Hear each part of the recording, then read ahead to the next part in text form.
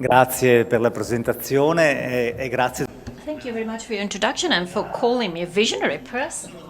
As a matter of fact, they actually accused me not only of being a visionary, but of being too naive, an idealist. You know, these can be viewed as offenses in today's world. Conversely, in the 36 years I've spent in the field of winemaking, I have acquired the strength to ask for the possibility of dreaming. The dream is paramount for any entrepreneurial project. It gives you the strength. It allows you to have your own vision for an entrepreneurial project. And that's where you get your force from your dream. Being naive means being like a child, and children are so strong. You know, I'm 57, but I still remember when I was 13 or 14 hunting for archaeological remains in the old vineyard of Montebelluna. Then I've become a historian, an archaeologist, and I've contributed to my project, which is that of having an archaeological park in that area. Now we also have a beautiful vineyard of biodiversity in a wine making cellar that purports Roman coins, Roman vessels for wine, and so on and so forth. I mean, what may sound like an offense today, being a visionary, for me is the stimulus to go on. And believe me, it is a wonderful stimulus. In the last 35 years, I have succeeded in fulfilling my visionary project. The project is called Capolavoro, work of art, masterwork. This is a project conjugating history, archaeology, territorial history, and the search for the product, a unique product, in our case, grapes and wines, based on the selection, the enhancement, the capability of communicating biodiversity. We have Carmener, Malbec, Caraboso, different autochthonous cultivars of our Treviso area. And this has given us the strength to communicate an important historical territorial project. This masterpiece project, Progetto Capolavoro, is now working progress in Valdobbiadene, the country of Prosecco. We've been there for 32 generations with Palazzo Guarda, that is a typical winemaking cellar dating back to the Lombards, to the 8th century. It is a beautiful place, and you're all invited to come and see it. And we cover an area of approximately 15 kilometers from Valdobbiadene, Asolo, Montello. A beauty in terms of landscape. And the Grappa Pedemontana area, another symbol of our territory. So it is a micro territory that covers a diameter of 20 kilometers approximately, characterized by diversity, biodiversity, not only in terms of the cultivars, of the type of grape, but we have an amazing concentration of historical, cultural, architectural, artistic beauties. We have 2 villas by Palladio, Villa Almaser and the Palladio Farm in Fanzolo. We have Giorgione in Castelfranco, Antonio Canova in Possagno. We have Paolo Veronese with his beautiful frescoes. I mean, you can very well understand that it is such a concentrate, such an exceptional, unusual concentrate of landmarks in the evolution of mankind that gives us the possibility of spending your daily life surrounded by the excellence of several historical moments. This is beautiful, but of course it has to be translated into an entrepreneurial project. Hence my project Capolavoro, chef d'oeuvre in French. the master of the work, the masterpiece. I mean, I'm not just trying to be vain. You might think what a megalomaniac person you are. You think you are the person who makes a masterpiece. But actually, a masterpiece in the sense that it is the beginning of a work that will lead to excellence. Renaissance, this is matter for communication. The labels, the pictures, the icons that are used for winemaking and for the food industry we have in our area have been derived from the drawings of the masters of the Renaissance. That was the divine moment of creativeness. Antonio del Pollaiolo's crayons, and we have based our corporate project on his work. Leonardo da Vinci, Polidoro da Caravaggio, and so on and so forth. I mean, we have identified in these masterminds, master artists of the Renaissance, products that we hope are going to become important and significant. I often talk about the fact that the simplest matter, such as earth and its grapes and their wine, it is necessary to reach a higher level. What I mean to say is we have to sublimate matter. And this is the pathway that allows us to start from wine, which is simple, which is the product of earth, to reach truthful spirituality. That's a sublimation of matter, going through cultural, experimental, creative dimensions. An earlier territory expressed in this way and presented with this kind of modularity can actually achieve this. A fabulous territory, a wonderful product, a lot of intuition and a vision, the capability of being a visionary person that looks beyond. All this has to be inscribed in a framework that I've been building in the last 37 years to retrieve from the past a series of historical buildings that are the perfect example of what I'm telling you now. The Palladio's wine-making cellar, which is the only example of a wine cellar that is still operational after 500 years.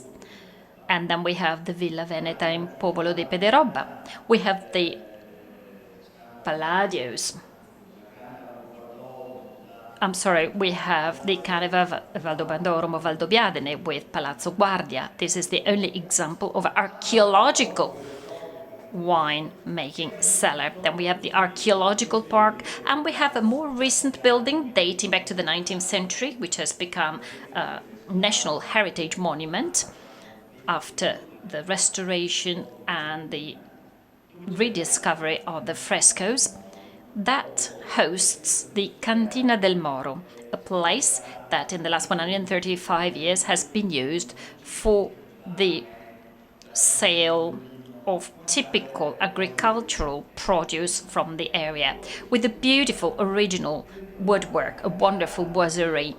So it is an itinerary through architecture, through history, and you must experience it through the Capolavoro project, which is something organic, articulated, faceted, that allows us to give shape to something which would otherwise be left there as a single isolated example.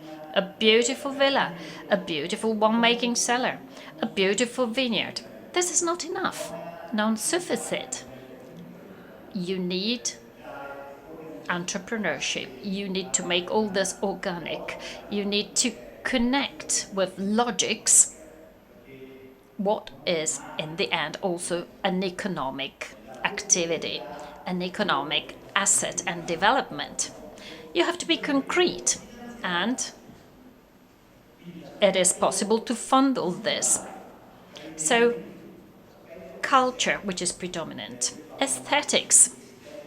I often talk about aesthetotherapy. What I mean to say that with something beautiful, you can enhance your life quality, the life quality in your community, and the life quality of all those who want to share this with you. So the Capolavoro project is also this, helping the collectivity grow, realizing and understanding sometimes that elements that were in front of all of us have not been seen. This happens, unfortunately. That is why I like the idea of joining forces between different disciplines, of communicating this kind of news to a wider audience. We really need to get the whole community of a given area involved. Everybody must be involved. And there are many people who want to breathe culture, to breathe beauty, to have emotional experiences. The emotional relationship with products is becoming a reality. So we need to give perceived and objective values to what we sell, to our product that must be top level. We must never forget that. We need a quality product.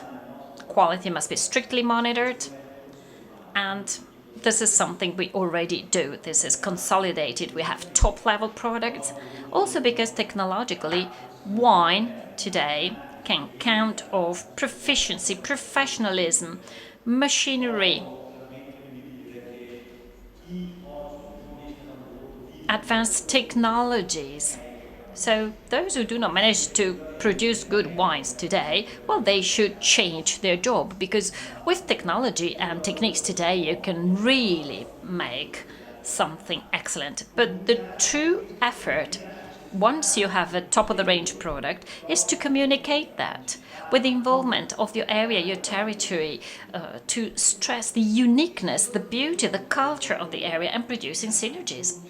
In the last few years, I have realized that it is also very important to get local administrations involved. In the last few years, wherever there is the possibility of a dialogue, I always try to involve, and sometimes maybe they do not want to do that, since aldermen and mayors sometimes have some difficulties in understanding all this. Or perhaps they understand the theory, but they have some difficulties in coming to terms with the concept of culture. In the archaeological park Mercato Vecchio, we organize aperitifs to be drank on the excavations, on the archaeological site. So you can enjoy risotto with Prosecco and talk about Roman imperial findings. And you can find many beautiful ones there. Mosaics, plinths of columns. There is even a source with a Roman well dating back to 30 after Christ that is still operational. I mean, that was the water used 2,000 years ago for those vineyards. I mean, this is something excellent. And it had been there for hundreds and hundreds of years. Nobody had actually thought that this is something extraordinary.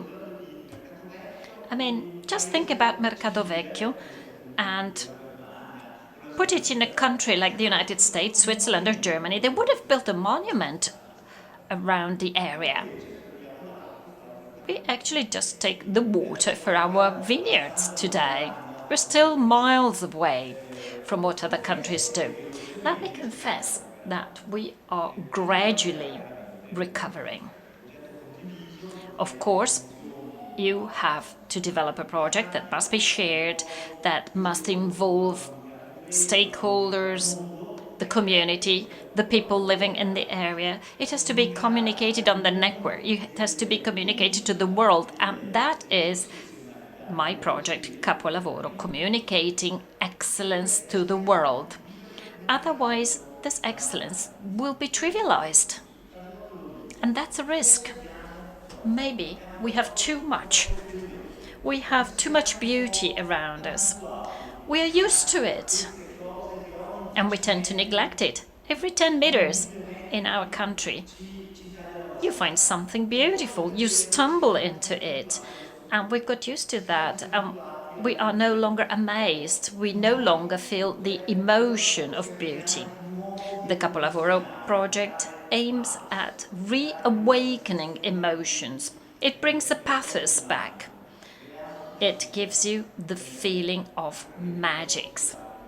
We produce magics, and every single one of these sites has amazing star placements. This is something unique. The Palladio winemaking cellar of Guarda di Montebelluna coincides with the summer solstice. It is at the level of the Cardus and Decumana. We have a 14-hectare area located on a Roman castrum. So where we have today an amazing winemaking cellar dating back to 1500 made by Palladio, in the past there was even a castrum romanum. I mean, I could go on for days and days to tell you about how exceptional all these places and sites are. And we have so many of them. And this is something unbelievable. We must, we're actually succeeding, but we must communicate to the world how unique our territory is. The whole of Italy is like that. Of course, I'm telling you about my experience in the Treviso area. That is very dear to me because it is my area, my territory. However, we need to increase awareness about the beauty which is present in Italy. In general, Italy is an open-air museum, and probably we do not understand how lucky we are to live in such a place. Maybe we got too much beauty, too many exceptional, extraordinary elements, hidden masterpieces that are not fully understood even when they are visible. Capolavoro, chef d'œuvre. A harmony of ideas. It is the interface between business and culture.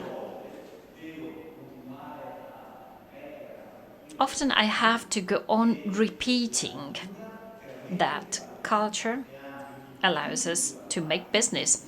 The more culture you generate, the more business you have. It is not easy to accelerate. You need to communicate. You need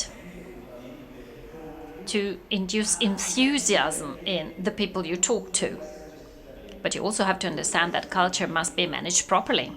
Culture is a lever for success. We have unexpressed potentials, huge unexpressed potentials. I am an entrepreneur.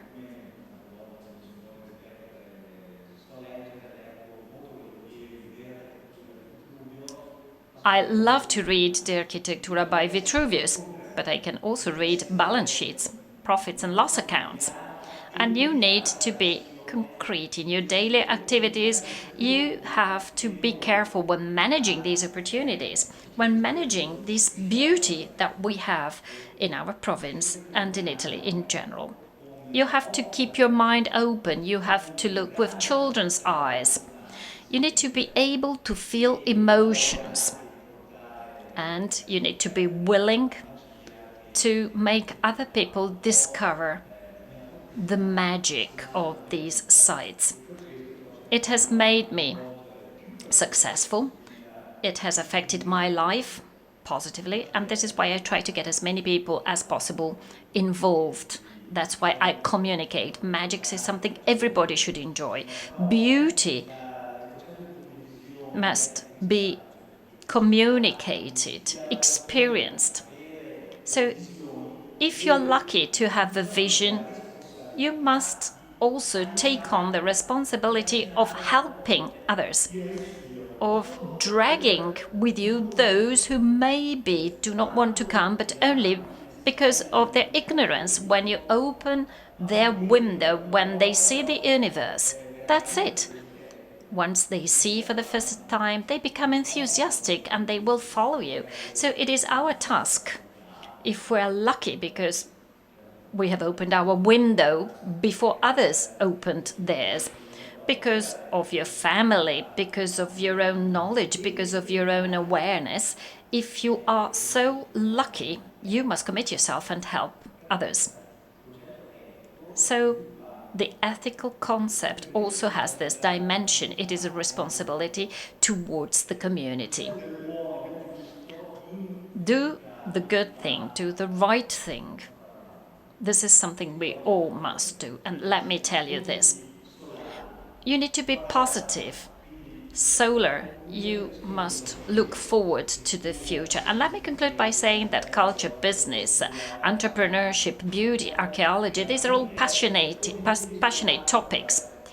But we must be positive and solar to look at the future of our country, of our children. I have 3 children, by the way. And I hope that they will follow in my footsteps. And you always need to look at things with children's eyes. I still have my children's eyes, and I bend down to collect the Roman pieces of vases that bring me back to ancient times. Thank you very much for your attention.